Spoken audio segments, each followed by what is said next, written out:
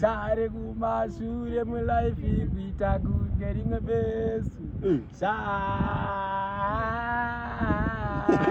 ni Jesu.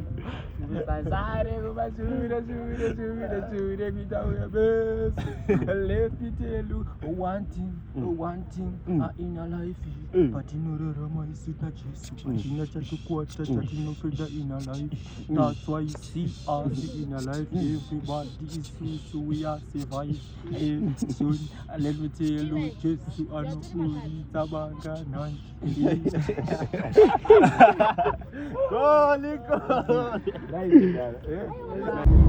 Hello guys, how are you doing today? I'm doing well. We are on our way for an outreach, winning souls into the kingdom of God. So right now we are on our way to a place called Gunda, Kumamisha in the rural. So we are going there. Keep connected so that you don't miss every bit of it. Pray for us. In Jesus' name, amen. God bless you. The rest of the guys, they are in that car. They are in that combi.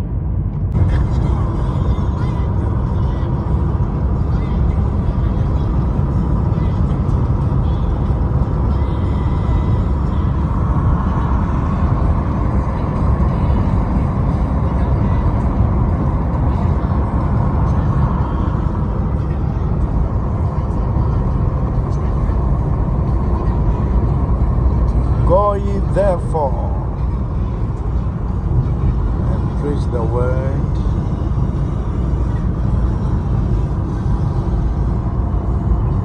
Mira, muzatika. Sister Cherry chika. Vataura vakati vanhu ngavaipa restriction. Ana mazona. Ndo panopedza nyaya dzese. Ana mazona. Boys, hanzi uye apa na sister. Vari kudya plate apa. Hanzi mbotangirai panapa musatomboenda kure then mozoenda. Because you mutaura nyaya dzeupenyu in life. Ana mazona. Ndo chokwadi. Because amana Jesus akafira munhu wese boys. Mazona. Ini ndakatakura Jesu boys ndichiri mudiki boys up to now ndatotaura ndi Jesu ndichokwadi ndandime nawo nyepereka na Mwari anorwa mheni zuva rota break ende zuva rachota break after some time ani mazona andakata black Jesus ava ndicha black foot right amakite nhondo anditi andakatara paya matsamba ako ari seiko nhai baba titenge tiri muclass sha. Okay guys, So we are here with the Occupy the Streets team. We are here to win souls. We are in Gunda area. It's in the rural area. You can see.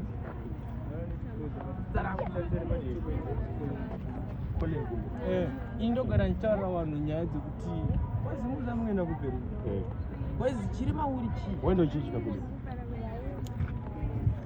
Ewo ndinoda chokwadi ingango ndinoda chokwadi ka ndikukwadzana mwana dzekutoita mwana zvanoita soka umweni vatanga kusika sha sikira devil saona kumatiwe chavo chete sika wangu live is too short panyika 2 minutes guys nyaya iri kuti apa ndekuti ita zvinhu zvako zvifambe zvakanaka then upinda chii Denga. Paradise life. Gaya kunanga kunoita life yaMwari, shamwari wewe uri pano panyika. Chigaya wanayo. Samunayo. Baba. Vanodzima zuwa. Makamukira Jesu. Ndatonodzima zuwa iyi. Mamukamukira sei? That's right. Chinzonzi. First of all, inini I'm an artist. I've got the main songs. Nditantorera mazuva panapa. Sasko takatorekota masongs. Izvo chipo changu inini ndiko. Chikutaura music in life. Also because they are saying kuti you're supposed to record the music because music yakunakidza nyangwe apa nekupi nekupi.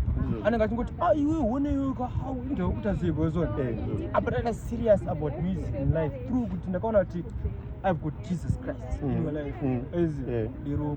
Okay. My living every day Nagizo. Every day. Feeling pandiri. It's so nice. Ozona. Blessed life. Kweli.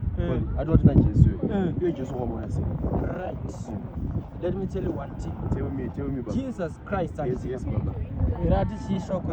and say no to drugs, say yes to Jesus. And also, life. Mwana mudiki mukamutarisa mfana. Ani mazona ndise. Say no to drugs. Ipo bado zaroti yes to Jesus Christ. Ukona ndika? Jesus Christ arifana feka chi Jesus Christ. Unomfika si? Feka nguo. Yekuwa nayo. Right. Muna matoka na churuo paipa. Prayer. Vanonzi ishe wangu ndakatadza ndikadaisi chini waona kutori na Mwari ndakuda chindigamuchire Jesu mwana wenyu wazona ndichizozo sezvo makada nyika iyi wazona ndizozo right see by the way ininika siyana nezvandaita abandawo wenyu vatozona unogamuchira mweya mutsvene wazona winning your life ino unotokudzinga panguwa unokutotora newe wazona unotounzwa kuti mweya unotora newe kuti ibva ipapo wazona ukona wazona sakoli anoti na Jesu ukude una Jesu chita ukuda una Jesu upenyu iyi ndo inonzi nzira ngona ndochiedza ngonda nditika takatasa chiedza cheupenyu anditika hakuna baba asina Jesu mwana komana wazona nditi hakuna anouya kuna baba asina saka kana uina Jesu wakaprotektwa pazvivi wazona wakata avatotanga plus life yanorarama takatasa muti uyu nevanhu avo zvakatosiyana the environment iri papo Jesu naSatan havadyidzani Mwari panomira Mwari panomira Jesu nzvimbo yeyo zvakatosiyana. Do you know that? Kutotarisa uyu zvakatosiyana ozona than munhu asina Jesu ozona munhu asina Jesu sometimes anenge kutoti ndingoda kunityisa vanatofunga ozona ozona sauna mweya vanhu vanaone mweya akachachoka honestly koli uchichinondo right inoenda kwa wapedza nini kwenda ino chechi ndani time kwanzi ipapo datora chokwadi bepashi pane devil aita zero devil akazoda akandinyangira sei in life akunyangira sei andinyangira utaona tisikirira manje nini ndakwenda mberi uzona wagona chikoro chayo ndiwe munhu anotoudza mesi makatero dasi paanotinda kutasikiri bozi nini chaada kuudza kuchikwadi papona ndakutorigira kuti chimizi yose yakutorira wazona baya ndirositi ndapinda muna foni anozotoita mari ndisemari waize fana ngaine mberi ane maindi yakazoya in life aizi maindi yayo payakauya ka ndichizoya kunoku zvakabva zvatokanganisika zvekuti munhu akabva atoti uzona Mwari vapanotaura tichokwadi ndikuronza kuti saka munoona zvinoitika muupenyu Satani akanaona kuti pane nyaya Satani anoenda pane munhu anavana uyu Satani hatomboendi kuna mwese bozanisa ndevamwe ozona apa ipapo kwatotora Jesus naSatani maruva tsomutsoma ozona ndopanenge akavhura ziso kuti iwe dambunyatsokuona kuti chaita sei waizi samatambudziko anonomuzara ozona dai ozona achikunetsa ozona aduri wanyangwa naSatani unotenere kuti Jesu agona kudzosera pangauri izvozvo manje kamonza chii baba izvozvo ndogara ndichitoziva kutoti inini zvakapera ndotoziva kuti nyaya dzese kuti hauna zvaunondiita hauna akozva uchanditombondiita because ndoramba ndakatsika panyaya I'm staying papo une mogo bodi forge kandinayo unayo unosiya forge mugwa ine pressure mugwa haina ana pressure ana beer area asi beer inozongoita upuwa urombi ukatiri ukaramoitika pamba sina buku kauziye every day mari yabatoenda kuwawa mari yabarewa shana ndiri mubawa muchotaura hangu uza ndiri ndega ndakamira timu ichikuta music chii ndikamari kandinako papera nyatsona to ndashanda asina rontora mari ndanzimwa wawa sotsokera kumba iziyokerevere vandagaya ndikati no hapana danger ini ndangoita madhiri angu andogaya bhosi unosati une madhiri anogaya iwe usina mari kuti asi nini ndikabata mari yayeka ndogona kutenga chinchi wasvika panzvimbo ukona devha anobva auya manje but zvauri kutaura ndakuzvipikisa Koli mtere andoti weso tamasina kuzo zvibuda bho chiedza music yacho komdara unotsati imbozwa Koli ndazotera ukunzwa atoti music yako ichibuda uvati jevo vanyangira masinvata kwa anodhakwa manje kuona chi chikuitika ndechoti ruzhinji kutaura manje kuti iwewe una chichi but when waimbira nikuti une zviripo shamwa osoni nimbe munipa one freestyle just a freestyle one nzemus right ona kolika usati watanga ka ya uno kachita ka unogona kuti roera freestyle kedu kachita yedu munoona kuti chika zvinoitika pane zvikudaiswa chika isi tobva tataura kati chikuona Jesus akatsika pano pasi sitora eva but ina life imbisa yakona alright pulo Jesu share kumashure mu life kuita kunge rimwe besu share Jesu basare kumashure kuita kunge besu let me tell you one thing in your life patinorarama isina Jesu china chatukwata chatinopeda in our life. That's why you see us in our life. Everybody is free, so we are survived. Soon, let me tell you, Jesus, I know who is Tabanga Nanti.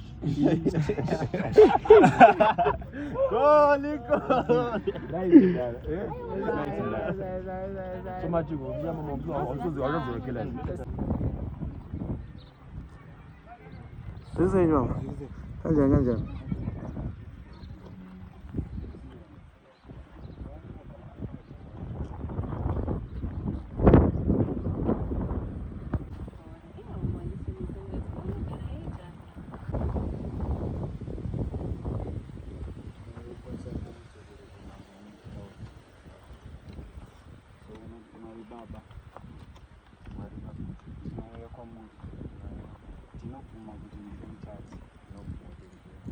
Ndinovhura mwoyo wangu kuti Jesu ndinovhura mwoyo wangu kuti Jesu Ishe Jesu inde mumwoyo mangu nditi ndive mwana waMwari ndiregerere izvo zvangu usuke ine ropa panhasi zvichienda mberi ndasarudza kukuteverawo muzita raJesu. Amen. So we are in Gunda now. We are doing door-to-door evangelism. Watangosangana naye tukugamuchidza Jesu. We are not playing. Praise the Lord. It's a wonderful feeling. The Bible says, go ye therefore and preach the word of the Lord Jesus Christ. So this is what we are doing. We are fulfilling. We are following what scriptures has said to us. And I am loving it.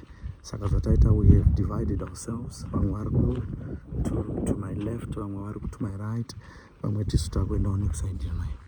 It's really amazing and I'm loving it. Tiri kuparidza kumamisha. This is the environment we are. So stay tuned. God bless you.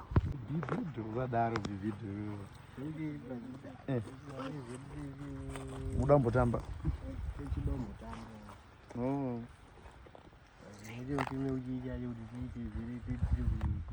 Murutadza. Uchidambofara.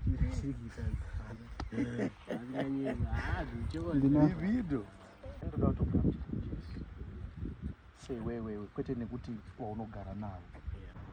Saka hatifaniri kuraramira vanhu kuti ndikuzinzwa kuti pauri kugara nditika vanoenda kuchechi ikoko, but iwewe personally unofanirwa kugamuchira Jesu iwewe saishe namuponesi wako.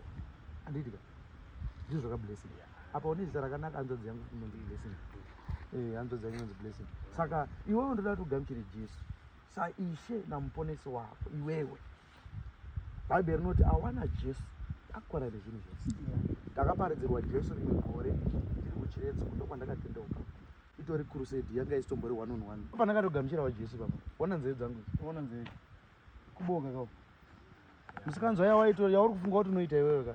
Inini yandaitoita ka. Yanga yakawandisa asi ndaapasta. Dzese yako itori nani urikuona nyacho. Urikuona nyacho manje. Zvese taita sei? Taita zvese. Tairowa taimwa doro, taita sei mabhebhaya, taita zvese. Pandakaparidzirwa rimwe gore kuchiredzo. Pari pakurusei ndopandasindza maoko ndikanogamuchira Jesu naishe nemuponesi wangu.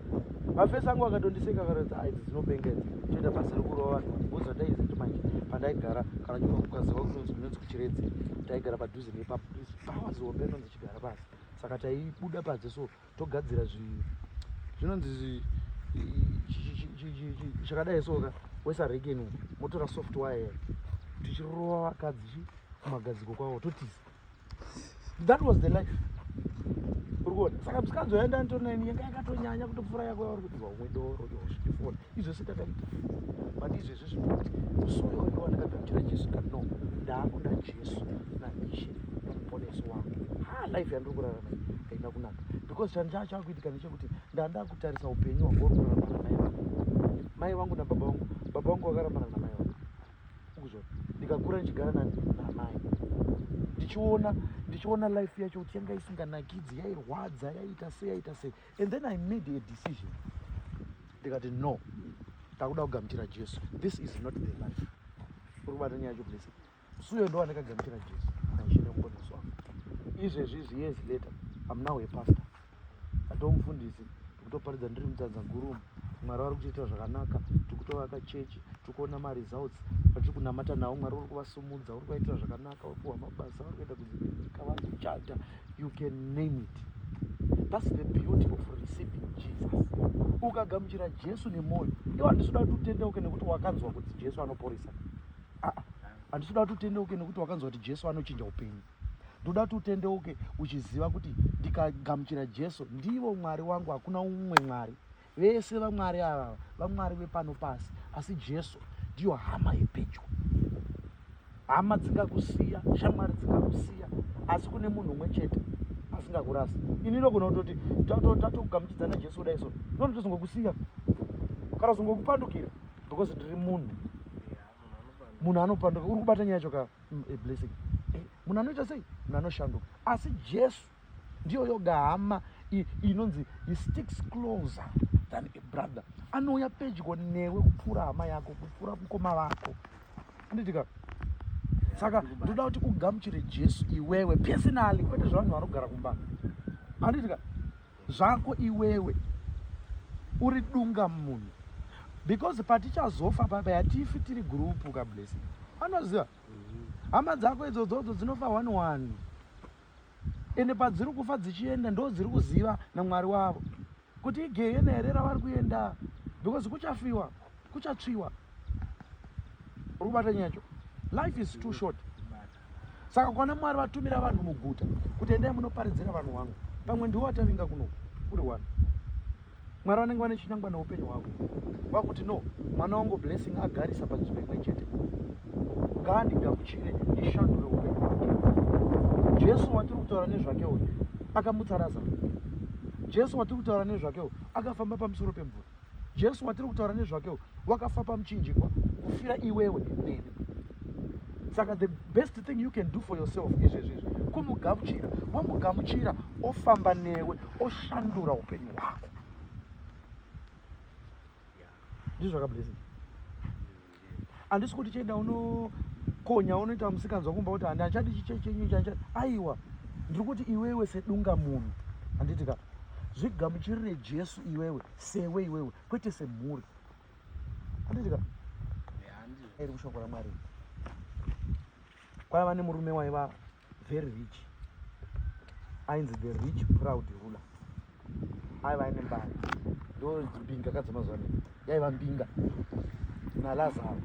Saka Lazaro waenda achinokumbira chikafu kwaari aidonedza patebho pake kudai achinzi nhonga saka aidya ainhongerera zvaidini zvairaswa na Rich Proud ruler mbinga iyai. But Bible rinoti akazofa, afa Rich Proud ruler uya ndokubva aenda kugehena, aenda kugehena. Lazaro ndokubva afawo, but Lazaro manje wakaenda kudenga. Uya ainhongerera anga aina Jesu, anga akagamuchira Jesu, ainhongerera zvaidyiwa nani naRich Proud ruler. But Rich Proud ruler mbinga iyai ndo yakaenda kugehena. Ndokutozoti nai Mwari we baba Abraham nditumirewo Lazaro ndatsvaka unoku angondiuyawo nedonhu remvura zvayo. Uri kuona nyaya yacho? Saka zviri nani blessing kuti ugamuchire Jesu asi woshayiwa wako zvokudya. Patichazoenda ndokwakakosha kupfuura kwatiri izvezvi. Izvo tiri muno magunda kudai so tichinakirwa tichidya mangoma tichida sei hazvina kushata handitika, but ngazviitwe tichiziva kuti takagamuchirani Jesu. Ndinofarira scripture inoti awana Jesu akwana nezvinhu zvese. Pabatika pari kubatika Mwari vanokuda blessing. God loves you so much. Watinogara bati munewo panenge parotwa maprojects ehuwa ndo panogara saka ndinogamuchire Jesu. Ndoda kuti ndedzere mashoko aya mashure. Bhaibheri rinoti kuna vaRoma chapter 10 verse number 9, kana uchipupura nemuromo wako blessing andidika kuti Jesu ndiye Ishe, ukatenda futi nemoyo andidika, ukatenda mumwoyo mako zvakafanana nemujolo. Handiti mujolo ukaudza musikana ukadzabhebhera kuti havangu ndinokuda iwewe, wataura nemuromo asi zvinokonekta nechii? Nemoyo. Ukubata nyacho. That's the same thing you must do uchipupura kuti na Jesu. Saka anobva kuti paunopupura nemoyo wako kuti Jesu ndiye Ishe, ukatenda mumwoyo mako kuti Mwari akakumutsa kubva kuvakafa, uchaponeswa. Ndizvo. Saka ndoda kuti tedzere mashoko aya mashure mako. Chakuti Mwari Baba simudza kurokora kurerwacho uchirevesa blessing, because Baba ndo pakutoshanduka upenyu hwako. Ndotozviziva kuti blessing ari serious. Ndotoziva kuti blessing ari serious. Vanhu havana basa uye naMwari wako muri vaviri. That's the most important. Handiti ndizvo. Saka kutedzera mashoko aya mashure mangu. Zviri sei baba? Kanjani? Anotika patitedzera mashoko aya mashure. Kuti Mwari Baba ndinouya kwamuri, ndinobvuma kuti ndiri mutadzi. Zvino ndinovhura mwoyo wangu kuti Jesu apinde. Ishe Jesu, pindai mumwoyo mangu, ndiitei ndive mwana waMwari, ndiregererei zvivi zvangu, ndisukei neropa renyu. Kubva nhasi zvichienda mberi ndasarudza kukutevera muzita raJesu. Amen. Makorokoto blessing. Kubva nhasi wava mwana waMwari. Bhaibheri rinoti ava vanofamba nemweya ndivo vanonzi vana waMwari. So wagamuchira Jesu kudai so Jesu ava mauri. It's a mystery you cannot really understand. Kuti Mwari wacho mweya. Saka zvemweya zvinodzidziswa nevanhu vemweya. Bhaibheri rinoti zvemweya upenzi vanhu vemweya. Saka munogona kuti saka Jesu wacho apinda Bhaibheri. Matauriro awatoita nemuromo wako. Bhaibheri robva rati upenyu nerufu zviri pamuromo wako. Kureva kuti zvaunotaura iwe ndozvinoita sekuti zvinoitika. Saka pawava wagamuchira Jesu. Anoitika.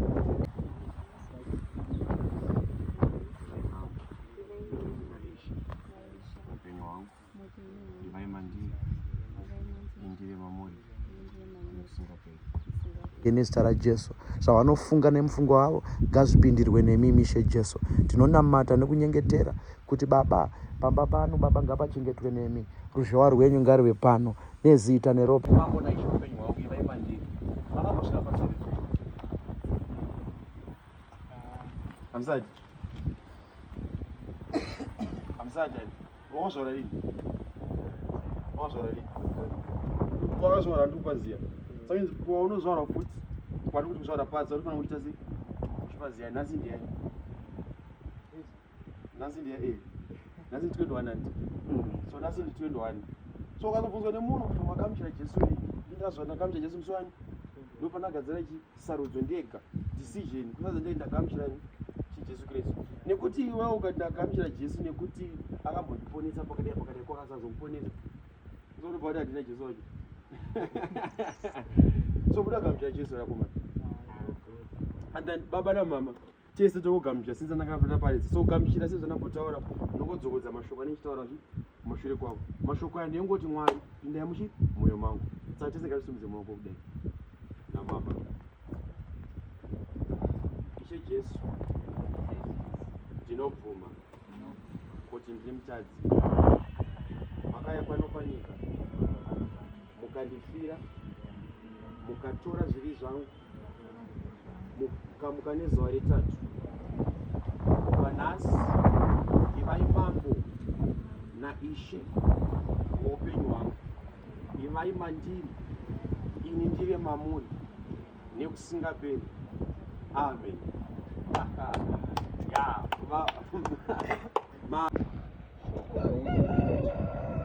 namama ngaange takaponeswa kutaura kuponeswa kwegumbo marwadzo ari pakuizvinogara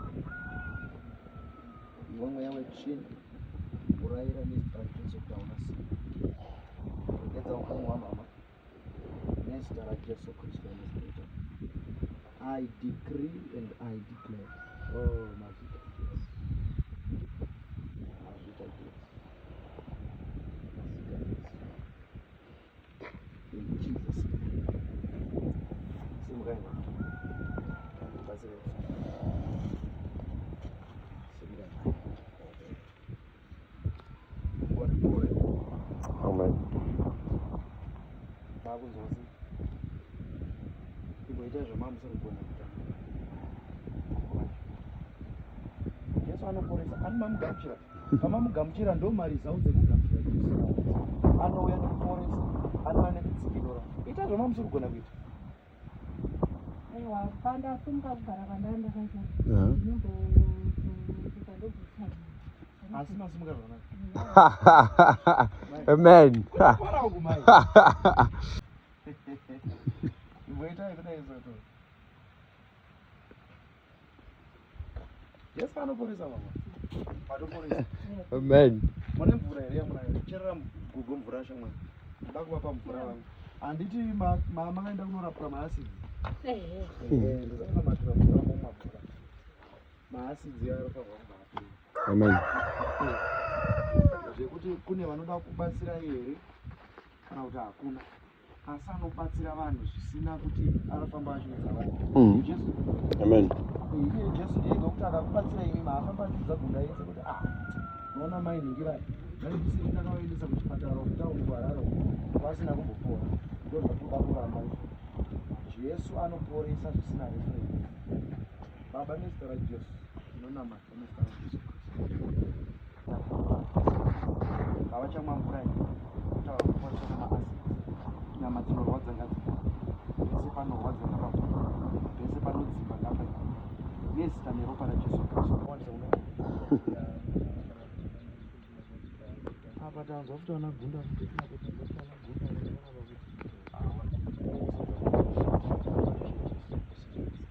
ndinouya kwamuri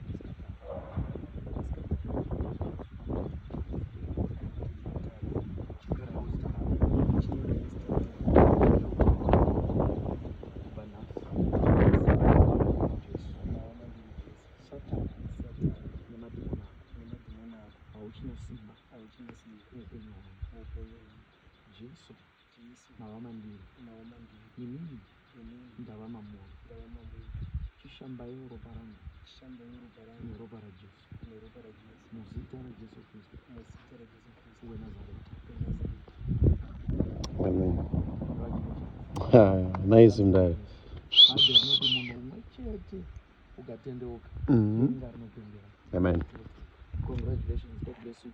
We love you so much and we are ready to pray together. Somebody pano chete izvatese mara nditi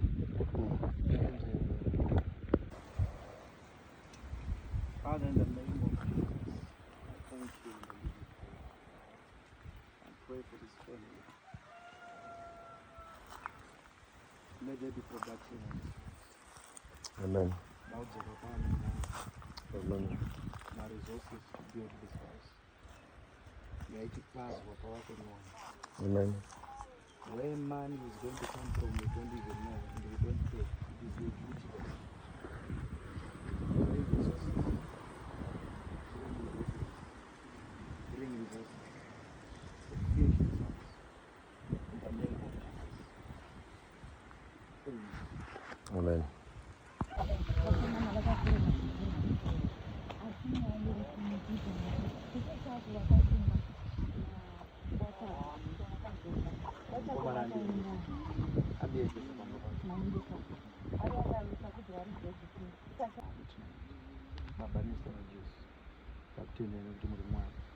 Thank you, Father, in the name of Jesus, for what you are about to do in this place. Tokutenda ino mtumoko, tokutenda ino protection. In Jesus' mighty name, I thank you, Lord. In Jesus' name.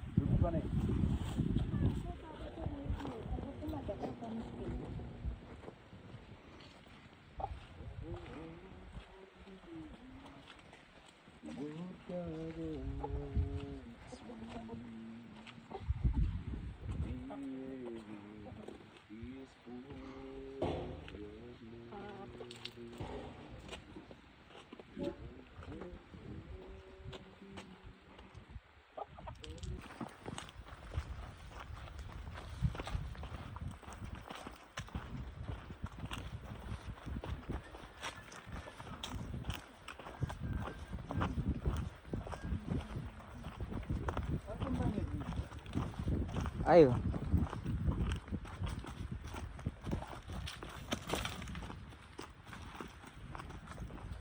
Go ye therefore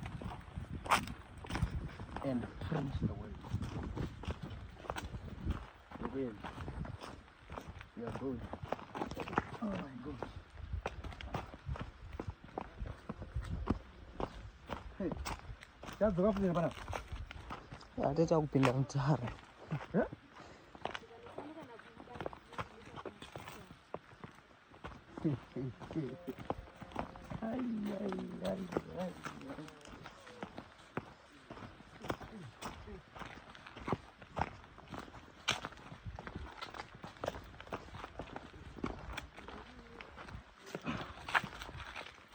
So this gives me joy.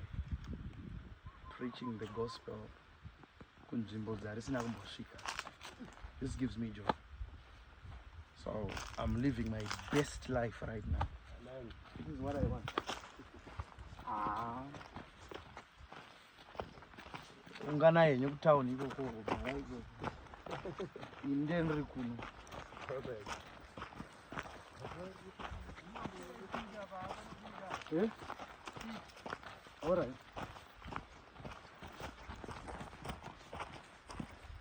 No way.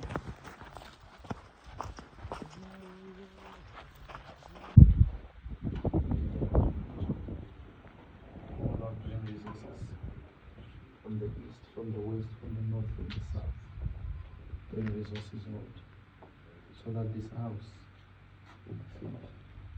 In the mighty name of Jesus Christ. I pray for more grace, elevation, promotions. My marriages,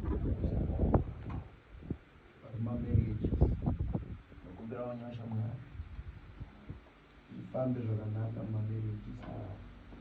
I na chombo chomuvengi chichakandirwa kumba pavo, padzimba dzavo, pavanoshanda, pavanogara chichabudirira. Nezita neropa raJesu Kristu Nazareti. Kutenda nemi.